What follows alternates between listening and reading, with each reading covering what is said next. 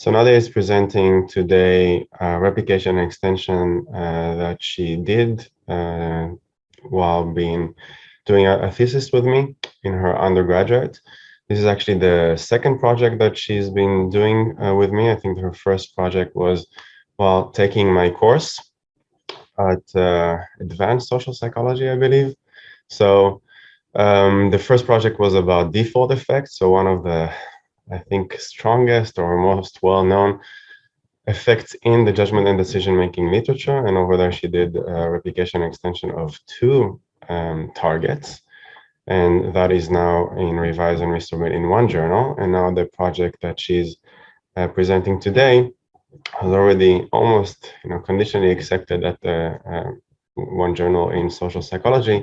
And I think in both of the projects, what's remarkable, both as part of a team that's doing a replication and in her thesis on her own, really meeting the highest standards as I perceive them of what is open science and what hopefully we're going towards when we think of best science practices in our field. So high transparency, pre-registrations, examining the current literature, plus adding some really good insights with high-powered samples and some really interesting findings. I think it's not taken for granted that we can, first of all, do this kind of project and then bring this to a publication, because it includes some null findings. Science is complicated, findings are mixed, and we need to make sense of them. I think it's really interesting to see how well Nadia did here and some of the insights that she's bringing to our field. So Nadia, go ahead. Today, I'll mostly be talking about the replication project that we did on a paper published by Pronin and Ross in 2006. Answering the question of, are past and future selves perceived differently from the present self? And I'm presenting this with the hope of sharing my experiences in conducting a replication project, since it's still not very common for people to conduct replications within the field, to show that it is meaningful work, not only for the field, but also for the people conducting the replications themselves, hopefully to encourage others to also try conducting replications themselves. So, as for the structure of the presentation, I'll first give some background or introduction about the paper and the concepts that we'll be talking about. I'll then be giving a brief overview of the studies, that is studies 1 and 3 from the paper that we'll be replicating. I'll then talk about the current replication that we did, specifically the design, the method that we use, and also what we found. I'll also talk about my experiences in submitting this work to a journal and their responses, to just give some context about how replications are received within the field, and then also some personal takeaways that I took away through my experiences of conducting a replication project twice. So to start with, I want you all to think about this scenario in your head. Imagine that it is lunch hour, it's 12:30, you just got out of class and you're trying to get food at the CYM canteen. It's extremely crowded, you're carrying a heavy tray in your hands and you're trying to find a seat. Out of the corner of your eye, you see one person stand up and you're thinking, well, great, I can go sit down, eat my meal, and then head out to my next class. But then you notice that this person just left their food on the table and they didn't bother to clean it up. And so in your head, you think, well, what a rude person, how inconsiderate of them to just leave and not clean up after themselves. And so this is kind of an example of the biases that occur when we're trying to judge other people's behaviors. So if we see another person leave their food on the table and not clean up after themselves, we'd probably automatically attribute it to their dispositional or personality traits. We think, oh, they're selfish, they're inconsiderate, they're rude. But if we flip the scenario around and we were the ones leaving our food on the table, we'd probably think that we have a really good reason for doing it. For example, it could be that whoever left their food on the table they were really busy. They had a very, very full schedule. They only had 15 minutes to eat food. And so they were in a rush. They were heading to a lab meeting. They knew that if they were late to that lab meeting, their supervisor was going to kill them.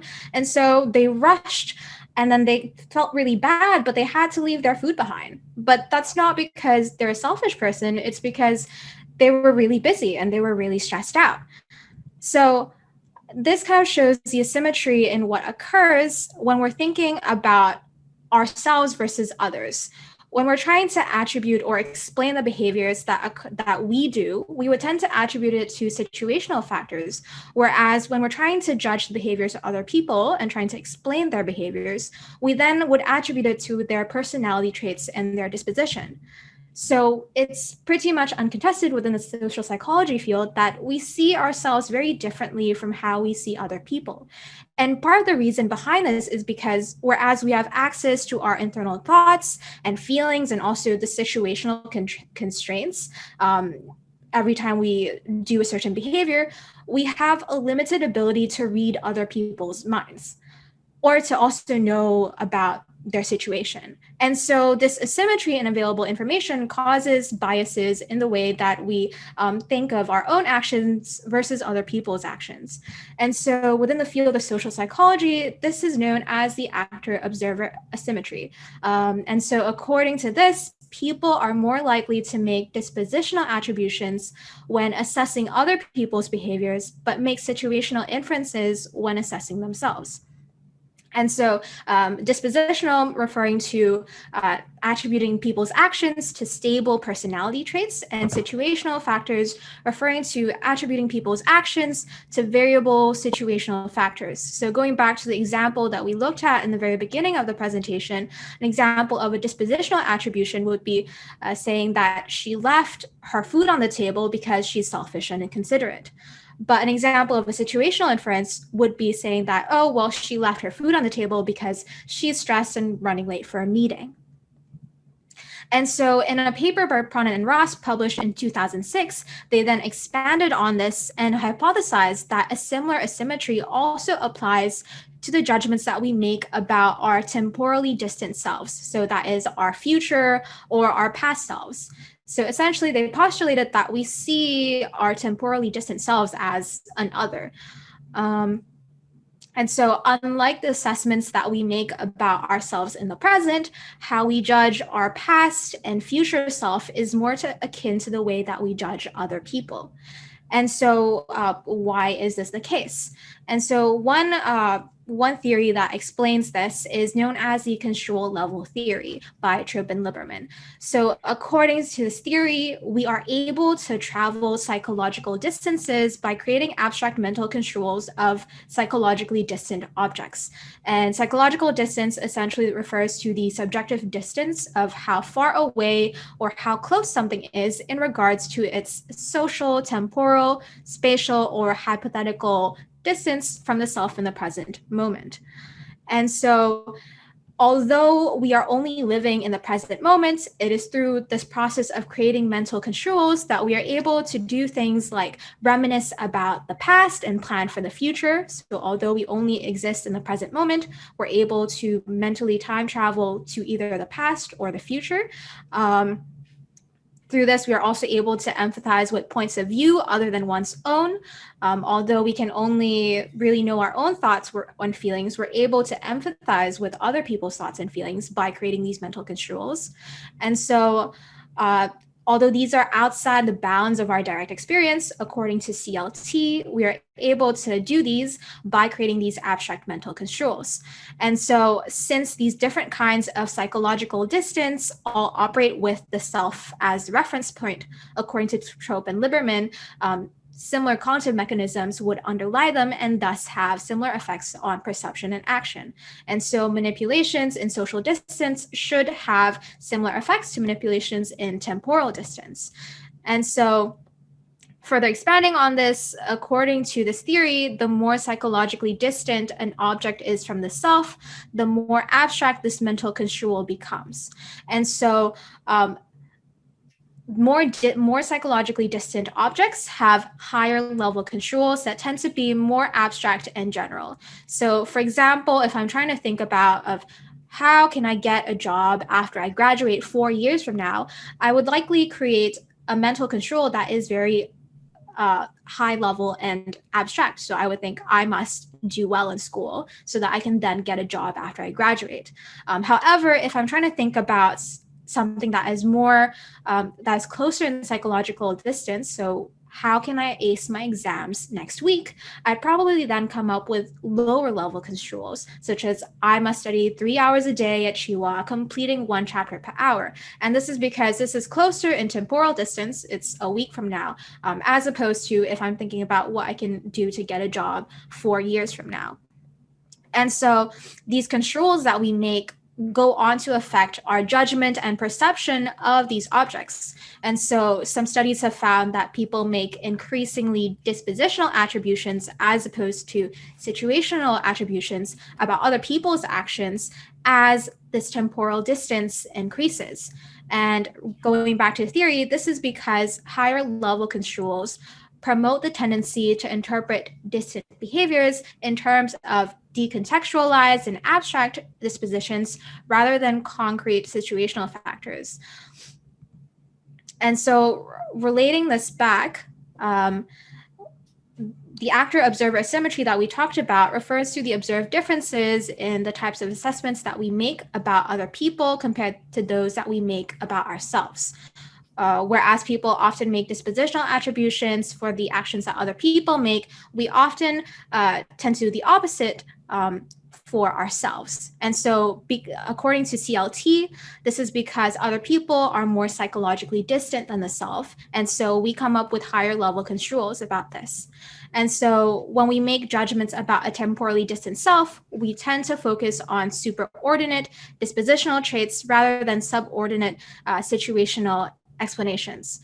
And so a similar asymmetry in trait ascriptions can also then be observed when we're comparing the assessments that we make about the present self versus those we make of temporally distant selves. As we will later talk about, Pronin and Ross found that participants were more inclined to attribute dispositional traits and less inclined to make ascriptions to situational variability to their past or future self compared to their present self.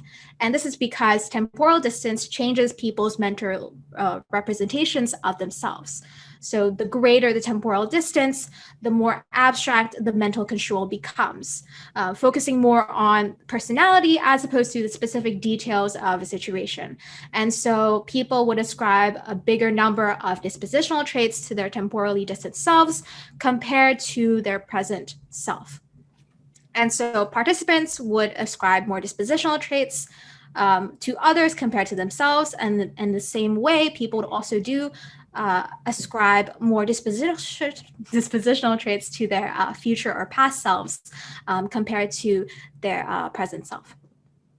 And so this is because the increases in both temporal and social distance causes higher level construals.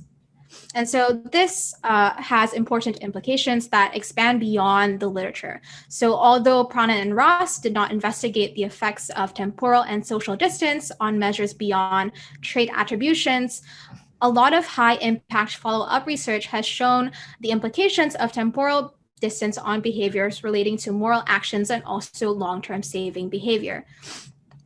And so, for example, in regards to moral actions, one study found that when making assessments about ethically, morally questionable behaviors, such as choosing to not participate in a blood donation drive during a health crisis, people are more likely to give significantly harsher moral judgments when the behavior is described to have occurred in the distant future as opposed to the near future. And so this is because, according to CLT, the distant future events are construed on a higher level. And so people are more likely to attribute morally questionable behaviors to dispositions as opposed to situational factors, leading to harsher judgments. And the same can be said towards saving behaviors as well. And so not only does this research have theoretical implications, but also has practical implications as well. And so another example of another bias that also explains how we see ourselves differently from other people is also known as the self-enhancement bias. And this just refers to how we tend to attribute more positive traits as opposed to negative traits when we're making assessments about ourselves. But the opposite is true when we're making judgments about other people. And this is because we want to, of course, self-enhance. And so according to the self-enhancement bias, or according to the self-serving bias, people are more likely to attribute personal failures to situational factors. So for example, I failed the exam because I was sick and I wasn't able to study the night before, instead of attributing it to dispositional factors, such as I am unintelligent and lazy. And so this is a bit different from the actor-observer bias because the self-serving bias specifically applies to valence situations.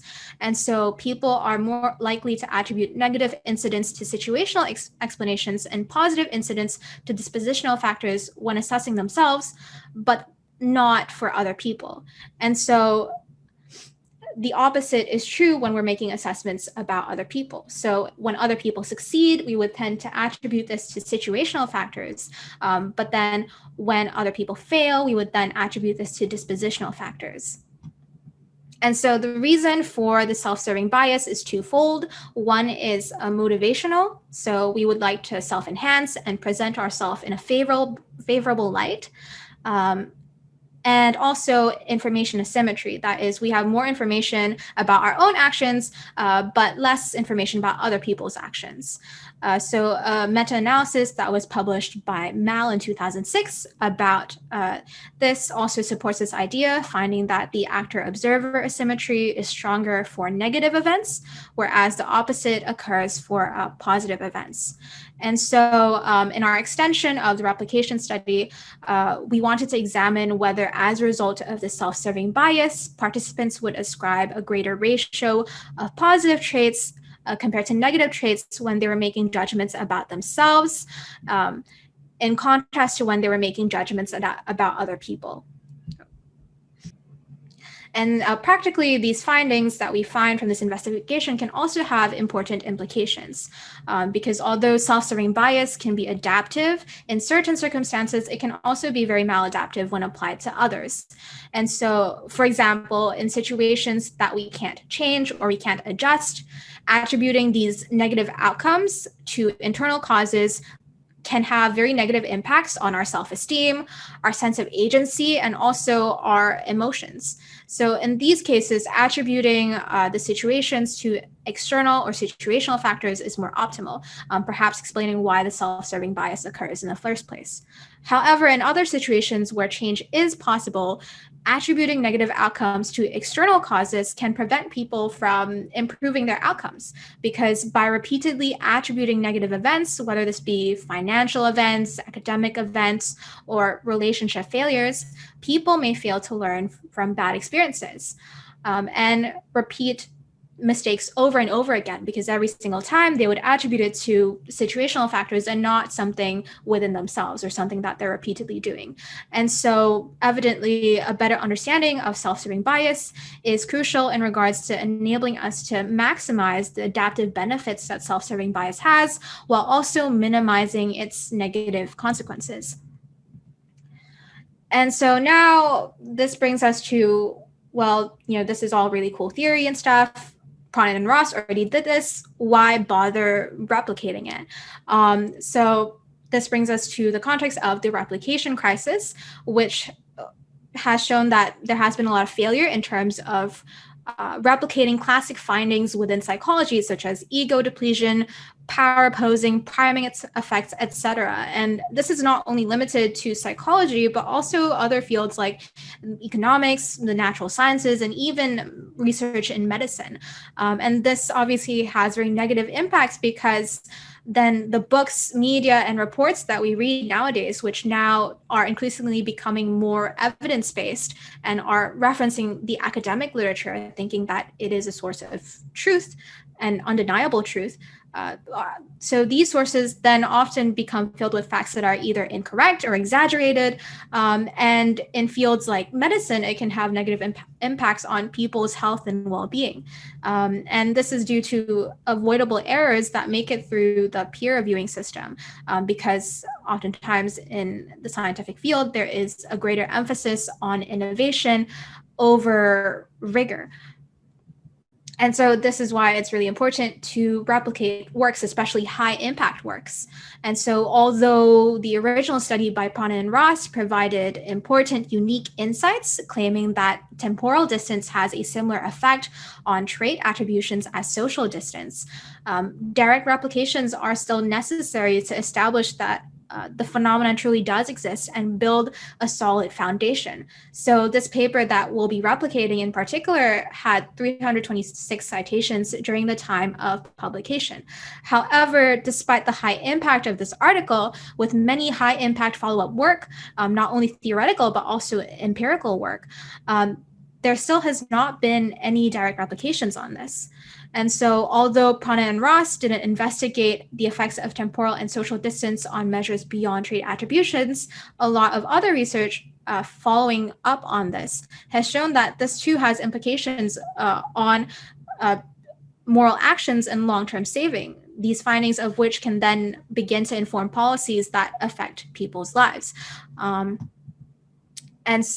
In addition to this, a recent meta-analysis published in 2006 of 173 studies published regarding the actor-observer asymmetry also found, surprisingly, only very weak effects. So a Cohen's d of 0.016 to 0.095.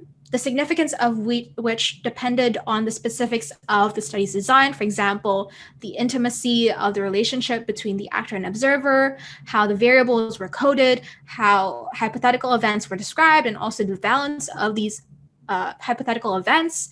And so this meta-analysis also called into question the robustness of this classic actor-observer bias, especially in regards to its applicability to real-world situations, which oftentimes are more idiosyncratic and variable than these experimental or these lab settings that these studies are conducted in. And so considering the similarity between the effect of temporal distance and social distance on trait attributions, this can also point towards similar concerns regarding the replicability and robustness of temporal distance effects. And so in situations where the replicability of findings are uncertain, direct replications may be of greater utility than conceptual replications. Furthermore, as we'll also discuss later on, the small sample size of the original study can also indicate that it might have been underpowered and may have possibly overestimated the effect sizes. And so it is due to this reason that we then aim to revisit this phenomenon and examine whether these findings are actually reproducible and replicable by conducting an independent replication of the study. And so we conducted a well-powered, pre-registered, very close replication of the study by Pronin and Ross, published in 2006. And by doing so, we hope to obtain a more precise estimate of the observed effects for this phenomenon. And so now let's talk about how exactly the Pronin and Ross examine this. So I'll give a very brief overview of what they did in studies 1 through 3. So overall, the paper actually consisted of 7 studies that examined the effect of temporal distance on trait ascriptions. However, for the present replication, we'll only be focusing on studies 1, 2, and 3 because of their similar hypotheses and experimental design. Also because it was these 3 studies that established that temporal distance has a similar effect or a comparable effect with a social distance in terms of influencing people's trait attributions. And so essentially, they asked participants to make assessments about their friends or themselves in either the past or present, their present or future selves, and then their past, present, or future selves. And so by comparing the trait assessments that we make about our temporally distant selves, they're able to show that the assessments that we make about our temporally distant selves are more like those we make of other people's. So a likelihood to attribute more dispositional traits as opposed to attributing behaviors to situational factors than those that we make about ourselves in the present. So usually when we make attributions about our own behaviors, we tend to attribute it to situational factors as opposed to dispositional factors. And so Additionally, it's also important to mention that in study 3, the authors investigated an alternate hypothesis for the observed asymmetry in self-trait ascriptions detected in studies 1 and 2. And according to this alternate hypothesis, participants ascribed a greater number of traits to their past and future selves due to a self-enhancing motive to see themselves as improving over time. And that it was not due to the manipulation of temporal distance. And so if this were true, participants would ascribe more negative traits to their past self, more ascriptions to situational variability in the present self, and more positive traits to their future self. And by testing this alternate theory, they were also able to provide further support towards their theory. So we'll talk about this in more detail in the following slides. And so this is what the participants underwent. So each participant completed a web-based questionnaire where they were asked for each scale to choose one of the 3 descriptors which best described themselves in the present, 5 years ago, or which best described their friends or themselves. And so each scale basically consisted of these 3 descriptors. So it would consist of 2 adjectives, which are dispositional, that are opposite in nature. So for example, serious and carefree. And then a third descriptor, which is the situational one, which says depends on the situation.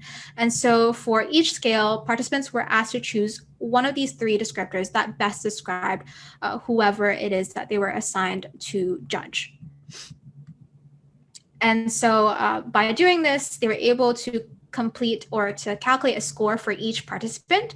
That is the number of dispositional traits ascribed. So for example, choosing serious or carefree or subjective and analytic, as opposed to ascriptions to situational factors, which is when they would then circle depends on the situation or variable. And so this is, again, another overview of the methods in studies 1 to 3. So in study 1, they investigated the effect of temporal distance and social distance. And they investigated the effect that this had on attributional style.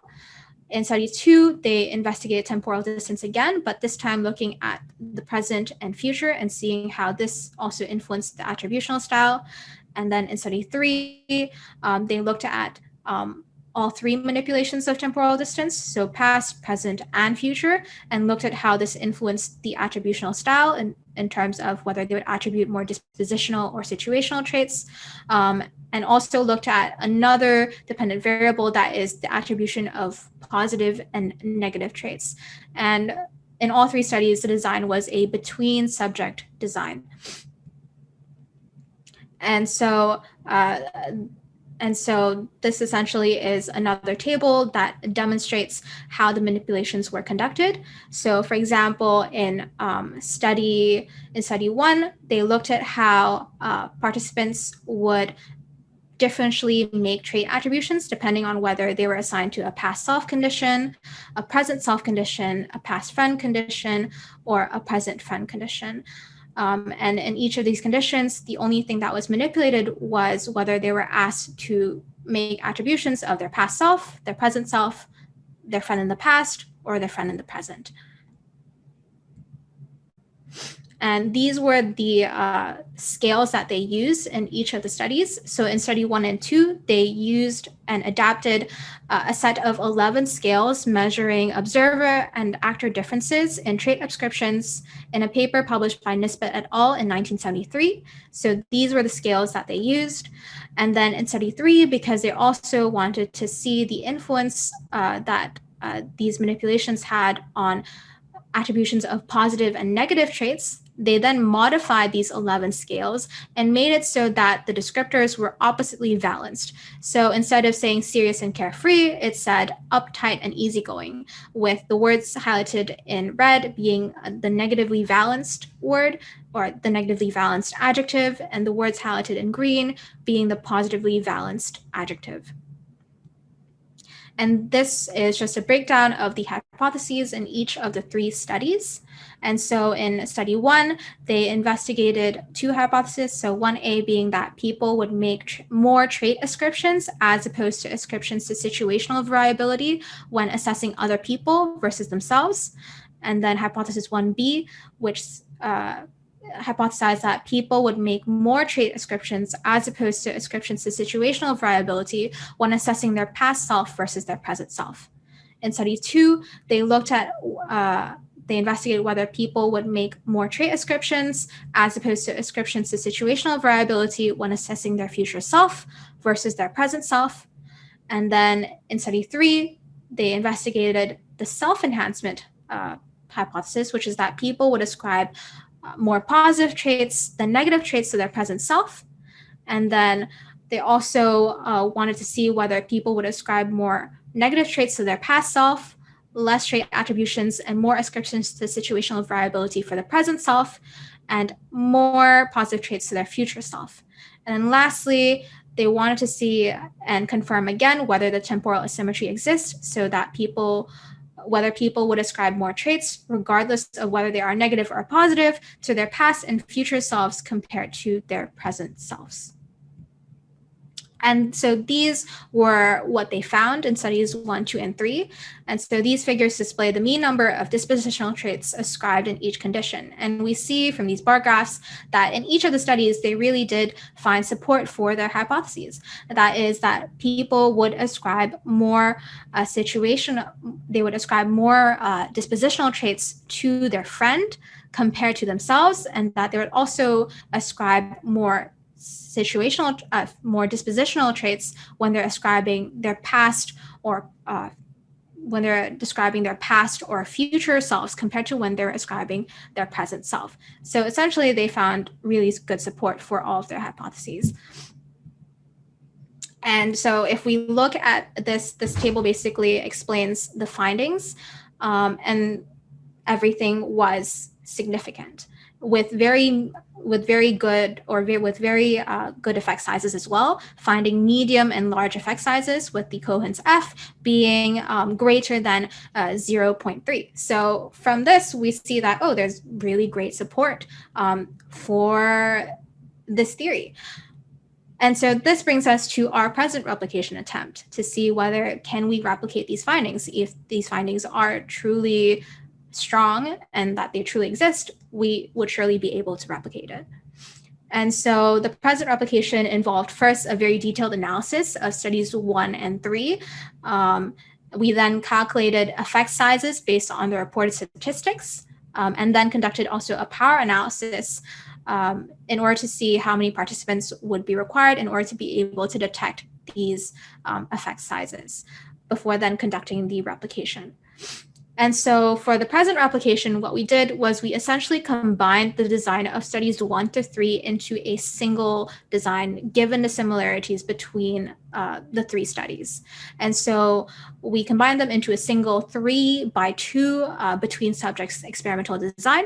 So participants would be assigned to one of the 6 conditions. That is, they would either make judgments about their past self, their present self, their future self, or their friend in the past, their friend in the present, or their friend in the future on a set of 22 scales that was adapted from the original studies. So these 22 scales was essentially just a combination of the scales used in studies 1 and 2 and studies 3. And then we also made sure to randomize these scales so that it wouldn't influence the participants' reactions to them.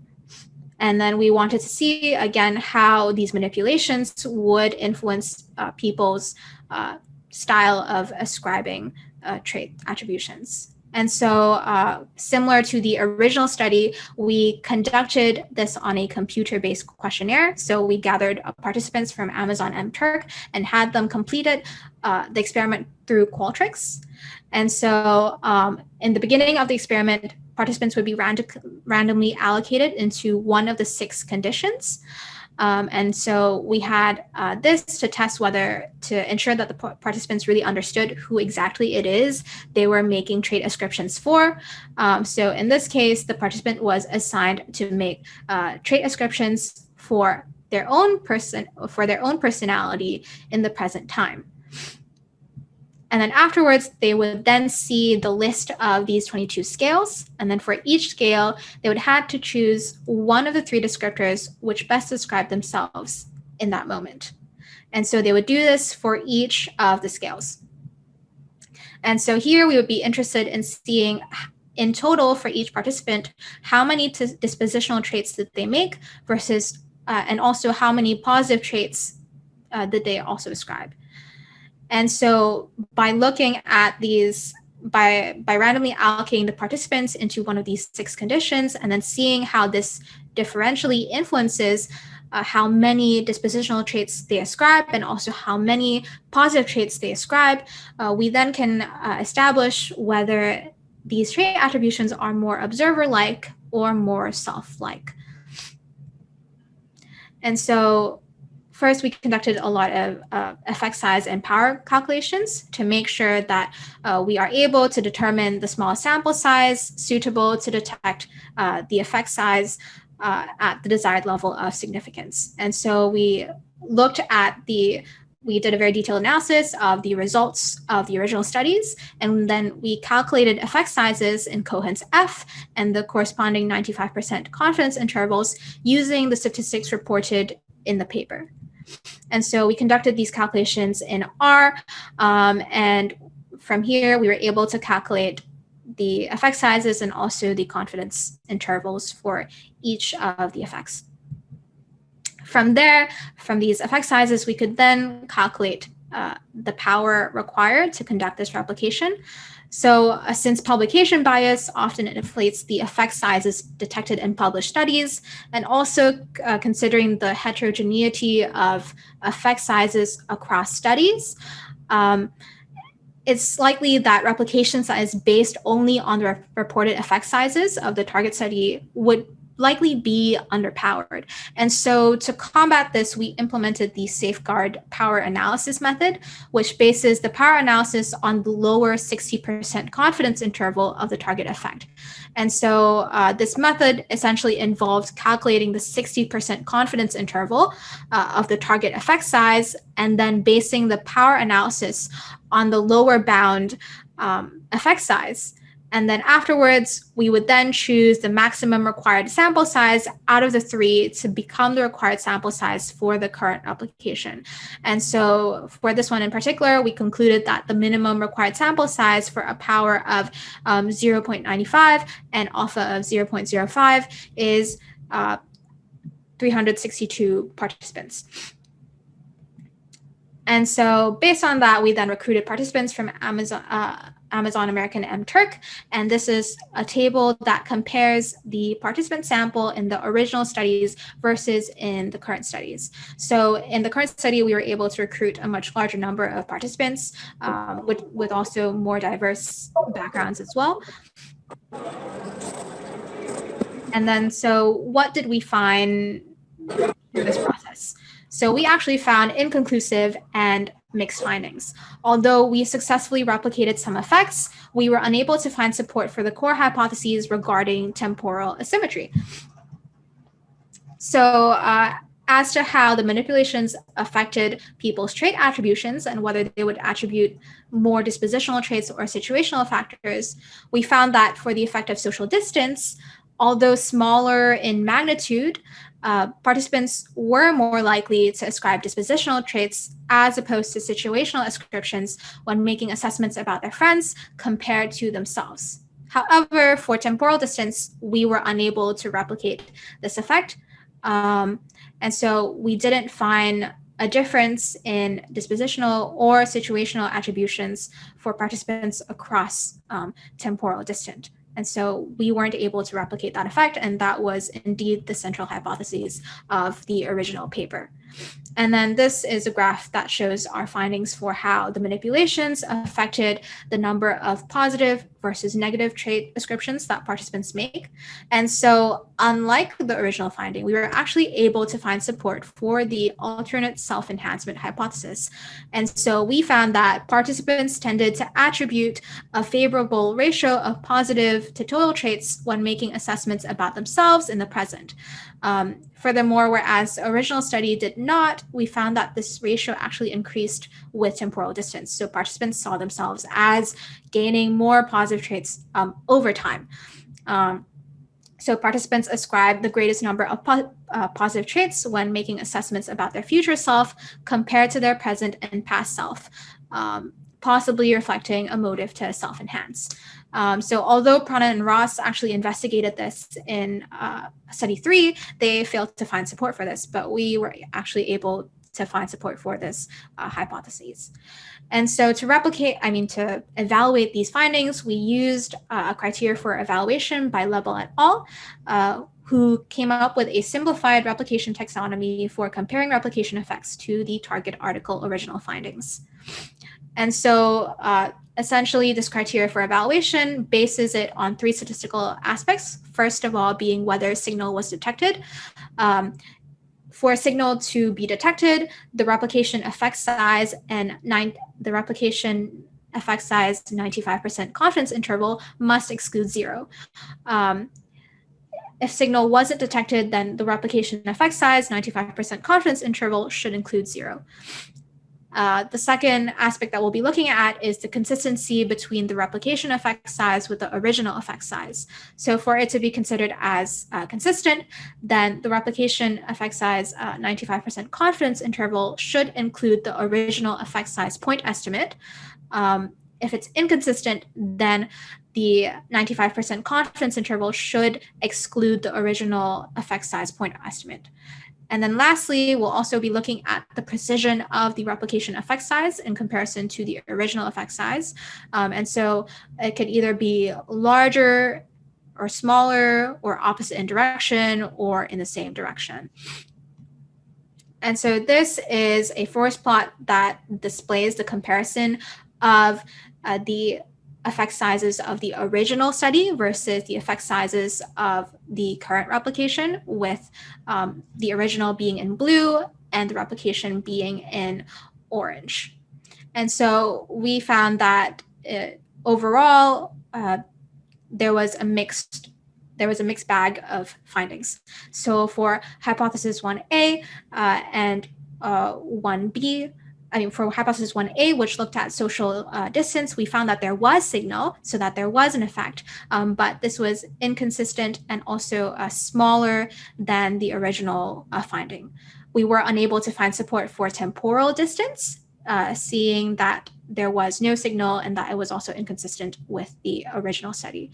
And so for all the hypotheses that looked at temporal distance, we found that it was that we didn't find signal, and it was also inconsistent with the original study. But for hypothesis 3A and 3B, which looked at the self-enhancement hypothesis, we found that there was signal, so there was an effect, but it was inconsistent because we actually found a larger effect compared to the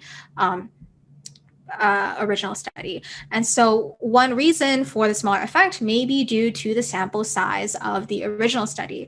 And so these small sample sizes could have resulted in an inflated effect that may have not been representative of the true effect size.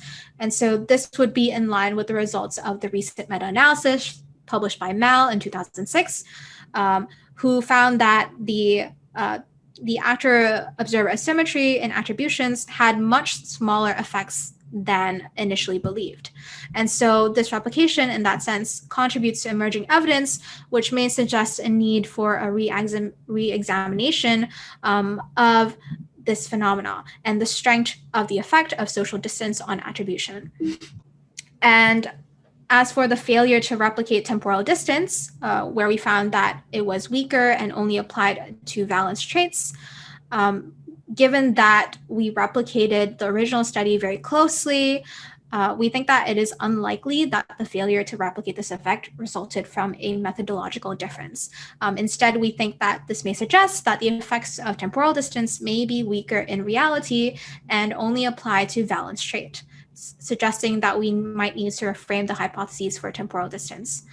And so given that the effect of social distance was smaller than initially thought, and the similarity between the processes by which social distance and temporal distance are theorized to affect three judgments via these mental controls that we make, it may be that the effect of temporal distance is also not as strong as would be suggested by the published literature. Additionally, the findings of the present study also suggest that the temporal distance does affect trait descriptions, but only for valence traits. Nonetheless, future studies or replications are still required to confirm our findings and obtain a more precise estimate of the observed effects for this phenomenon. And then lastly, what about for the success of the self-enhancement alternate hypotheses? And so similar to the original, we did find that participants ascribed a greater ratio of positive to total traits to themselves. And in contrast to the original, we found that this ratio increased with temporal distance. And so participants seem to have demonstrated a self-serving bias to see themselves as improving over time and acquiring more positive traits over time and less negative traits. And so they would see themselves as developing increasingly positive ways. So again, in the meta-analysis published by Mal, he also found that the actor-observer asymmetry only emerged for negative events, while the opposite occurred for positive events. But when you control for the valence, this difference disappeared. And so this may be taken to indicate that the support for an actor-observer asymmetry in attributions may not be as robust as initially thought, and that the observed actor-observer effects in the existing literature may result not from a person-situation distinction, but rather reflect a self-serving bias or a different explanation altogether. Again, these findings must be further tested and confirmed by future studies. And so I want to also end by talking about my experiences in submitting this manuscript to a journal, that is the International Review of Social Psychology, where we were able to get conditional acceptance to show that replications are indeed a meaningful endeavor, not only for the field, but also for the researchers themselves. And so when we submitted this, we actually got really positive responses from the reviewers, and they really appreciated how, even though it wasn't theoretically innovative because we were only replicating, they really appreciated the fact that it was very methodologically rigorous and transparent. And that we shared all of our data and code, and that we reported everything in complete transparency. And so this demonstrates that these values and replications as a whole are also valued in the scientific community. And so I also want to share some of my personal takeaways, given that I've been involved in 2 replication projects now, with a previous one I did with Philly as well in my social psychology capstone during my undergraduate studies. And so some of my personal takeaways from this experience was that by doing these replications, even though I wasn't coming up with novel work, it did provide me with a very valuable set of skills that I will continue to use with me during my PhD studies. First of all, being that it taught me how to evaluate the science of scientific claims in psychological papers, because when I was replicating, I had to take a very deep look into the papers that I was trying to replicate. I would look into whether the data or method and the statistics were transparent. Was the method well designed? Did they use randomization, blinding, etc., to prevent biases from occurring? How was the sample size? Was it enough for power and also effect sizes? Was it representative? Did they have any exclusions of participants that would indicate perhaps p-hacking? Also looking at effect sizes as opposed to p-values when evaluating this. And I think this is really important, especially for PhD students who are in the beginning of their research career, before they have invested a lot of time into studying a specific field, to make sure that the foundation on which their research rests on is truly exists, and it's not just a result of the file drawer effect or publication bias. It also taught me about the importance of rigor over innovation, and making sure to have a very solid foundational base before focusing on trying to make creative innovations in the field. And lastly, also teaching me the value of openness, collaboration, and transparency, because in both of these projects, I had to be fully transparent about the methods, the design, the stats code that I used, using R Markdown to make reproducible scripts, doing pre-registrations and everything. And so this caused me to have a perspective shift in terms of how I approach science, whereas before I would be quite fearful in terms of sharing my data, because then it would reveal to other people that I'm incompetent, that I make mistakes, or some people could steal my ideas. But then by actually sharing all of this and being a part of this collaboration and being a part of a team and having other people peer review my work and check my work, it has really shown me the value and the opportunity in making everything open and transparent, because it gives me an opportunity to correct my mistakes and also have other people correct my work. And so I will end with that. And that brings me to the end of my presentation. Thank you all for listening. Thank you. That was wonderful. Well done. We'll open it for everybody to ask questions. Does anybody have anything that they would like to ask? Can I ask questions, Philip? Yes, please. So yeah, I'm a big fan of Bertrand Malley myself, but and I remember that Psych Bulletin paper when it came out. But the question I have is whether or not we can entertain the possibility that there might be cultural factor here, even though it's M-Turk in the US, but we do know that, for example, fundamental attribution error was not replicated or found in other parts of the world beyond, like the college sample in Midwest US. Building on that, I wonder whether I haven't been following the actor-observer phenomenon, because I thought Bertram basically, KO'd the field with that meta-analysis. But I wonder whether, because, obviously the original study didn't really report their, the demographic information other than their age, and the fact that like study one is college, and then it seems like they're all members of the same community. But I wonder whether there might be a possibility of culture in here, that perhaps the M-Turk population is a bit more diverse, and that explained the self-enhancement bias or phenomenon as well, because I think people like Steve Heiner argue that non-weird subcommunities tend to not show the self-enhancement bias or self-esteem bias currently, but over time, they strive for self-enhancement in the temporal, like in the future, in a distal future sense, because that is sort of like motivates them to improve.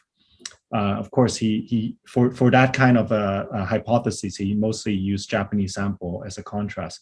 But I wonder whether that is a possibility, or do you think that is not part of the discourse at the moment with replication? But I'm sure the original authors would use that as an argument, counter argument for failed replication. I don't know. I just want to hear your take on this. Yeah, I think you bring up a really good and valid point. Culture would definitely influence this. So we tried to control for this by making sure that all of the Amazon M-Turk workers were Americans. And so if they were not living in the US, and then they would be funneled out of the survey. And so although the original study didn't really report the geographic origins, it was done in the university that they were working in, which was in the United States. But then again, it could also be that despite the fact that we limited our participant sample to Americans, even then there is a diverse pool of cultures within that. But again, I think that points towards the fact that perhaps the effect isn't as strong as initially portrayed if it can only be found in certain samples, that is university students, all of which come from perhaps a more privileged background and tend to be white middle class people. And so I do think that that is a valid thing to think about, and the ways that culture would play a role in influencing this the effect of temporal and social distance on trait attributions.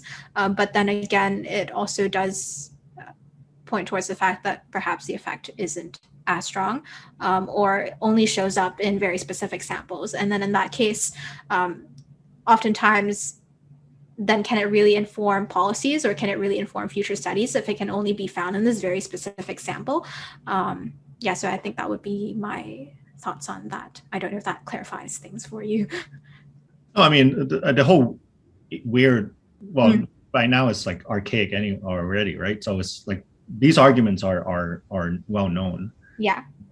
But it's just that, like I thought that the so-called, this kind of attribution error are already sort of like rebuked and debunked altogether. But the of course, like the hypothesis, was it 3B? Like that's an interesting finding in itself. Why would the ratio, especially only like future looking? So I think that actually sparked my curiosity about the cultural factor, because that seems to be theoretically aligned with, cultural psychologists' longstanding speculation. Yeah, it would definitely also be interesting to see how this would apply if, let's say, we weren't looking at weird samples and we were looking outside of American participants. Yeah, maybe I'll just add a little bit to this. One of the wonderful things about what Nadia did here is that really everything is transparent and open. And if you want to take the Qualtrics and run this in whatever culture, you can do this. And we already have teams in Brazil and in Europe that are taking this and translating some of our surveys on this and other things in order to test the robustness of this sort of thing. So perhaps an undergraduate or even a high school student as a project can come, take, adjust, add, retest, run this on samples here in Hong Kong or wherever, so that really, once we have everything open, transparent, everybody can go and test this as rigorously and as widely as possible. So if anybody is interested in doing that sort of thing here in Hong Kong or translating this to Chinese, we're very interested in doing that sort of thing. I'll just add one last bit. We've tried temporal effects in a number of projects, and somehow temporal effects don't seem to work as much. So the ones that we did find here are, I agree, surprising, but generally the literature on temporal effects does not seem to be to hold very well. Good. Any other questions? Just curious, have you guys gotten any feedback from the authors, original authors? Because you did reach out to them, right? Did they say anything? Yeah, this is, I think, the fifth or the sixth paper by Pronin that we've tried to replicate. Actually, all of the other ones were successful. This is the one that's mixed. She gave an overall answer to all of these together, saying that she appreciates this, but nothing more than that. Did I miss something, Nadia? Did we have any other interaction? No. Yeah, good question though. I don't think we got the materials from them. I think we kind of reproduced everything on our own. We just got their we informed them, Emily, about every one of these things, but we didn't really get their involvement on going over our pre-registrations or any of the results. Good. Anything else? Do you have, Nadia, do you have any plans like going forward? You're a PhD student in our department now, working with a number of people in a number of labs and doing your own research. What are your plans in regards to this and in general, just so we know a little bit about what you're doing? So although what I did during both replication projects aren't directly related to what I will be studying in my PhD, which is related to narrative identity. I do think that doing these replication projects did give me a really good foundational skill set in terms of research skills, focusing on things like rigor, transparency, openness, and these are all things that I will still continue to carry on with me, even as I do my PhD studies. So even though I will be moving towards more novel research now, I still learned a lot of very valuable skills through these replication projects, and I will hopefully be involved in replication projects in my current field as well. How to do replications in narrative research or your domain? How does that work?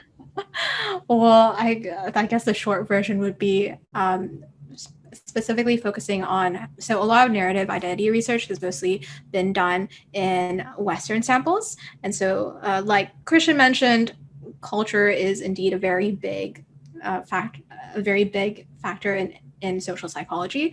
And so I would also be interested in seeing how the research would apply within an East Asian or like a Chinese sample to see whether the same findings would be replicable, or if we would find interesting findings that go against what the current field currently says. Great. So if there are no other questions, I don't see anything in the chat. Nobody's popping up. So thank you very much, Nadia. Wonderful. Hope we can work together again on other things. Thank you. Looking forward to working together as well. Thanks for coming, everybody. Goodbye.